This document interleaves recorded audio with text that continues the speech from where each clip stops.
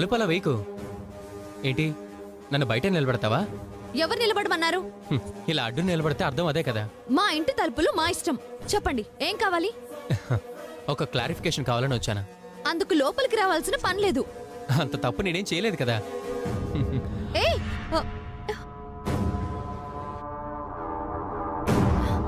సభ్యత సంస్కారం ఉన్నవాళ్ళు అవన్నీ చర్చిస్తూ కూర్చోరు. అయితే ఇలా ఉద్యోగం మానేసి ఇంట్లో కూర్చుంటారా?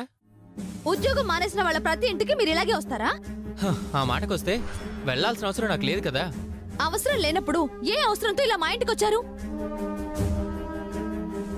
అనవసరంగా రిజైన్ చేస్తే అడగాల్సిన అవసరం లేదా? అనవసరంగా రిజైన్ చేయలేదని మీకు తెలుసు. నాకు తెలుసా? ఏంటి వరుదిని, నిన్నంతా బానే ఉన్నావు కదా. పైగా నువ్వే నా తప్పుని ఎత్తి చూపించి క్లాస్ తీసుకున్నావు.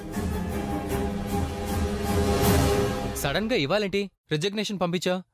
అడిగితే నాకు తెలుసు అంటున్నావు. నాకెలా తెలుస్తుంది? నిజమే, తెలీదు. మీకు నిజంగా సెల్ఫ్ రెస్పెక్ట్ అంటే ఏంటో తెలీదు. ఎందుకంటే మీకింతవరకు అలాంటి అమ్మాయి ఎదురు కాలేదు కాబట్టి. కానీ నేనలా కాదు. నాకు ఆత్మ గౌరవం ఉంది. నా వ్యక్తిత్వాన్ని, నా ఆత్మాభిమానాన్ని ఎవరు తక్కువ అంచనా వేసినా ఎదిరించి ఆత్మస్థైర్యం ఉంది. అవన్నీ నేను కాదనలేదు వరుదిని. నిజానికి నీలో క్వాలిటీ చూసే నేను నీకు జాబ్ ఇచ్చింది కూడా. మరి అవన్నీ ఉన్నదానివి సడన్ గా ఇలాంటి ఫూలిష్ డెసిషన్ ఎందుకు తీసుకున్నావు? వద్దు, నటించకండి. నా నోటితోనే చెప్పించాలని ట్రై చేయకండి. అయినా అవన్నీ డిస్కస్ చేసేంత ఓపిక నాకు లేదు. మళ్ళీ మళ్ళీ గుర్తు చేయొద్దు. నా సంస్కారాన్ని నేను పోగొట్టుకోకముందే దయచేసి మీరు వెళ్ళిపోండి. ఏంటి వరుదిని, చాలా పెద్ద పెద్ద మాటలు మాట్లాడుతున్నావు. నా అంతటి నేనొచ్చి ఏం జరిగిందో తెలుసుకోవడం తప్ప?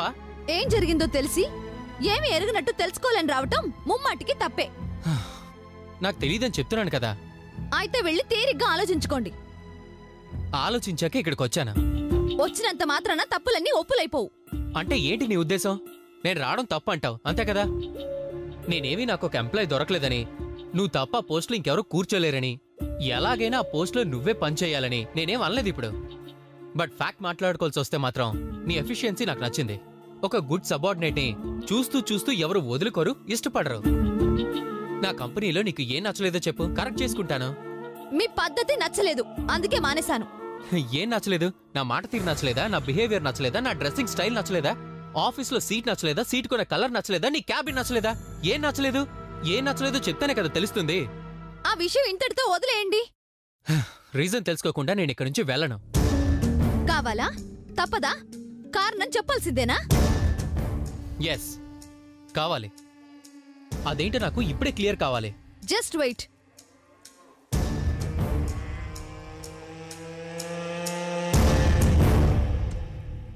చూడండి. I like you. I want you.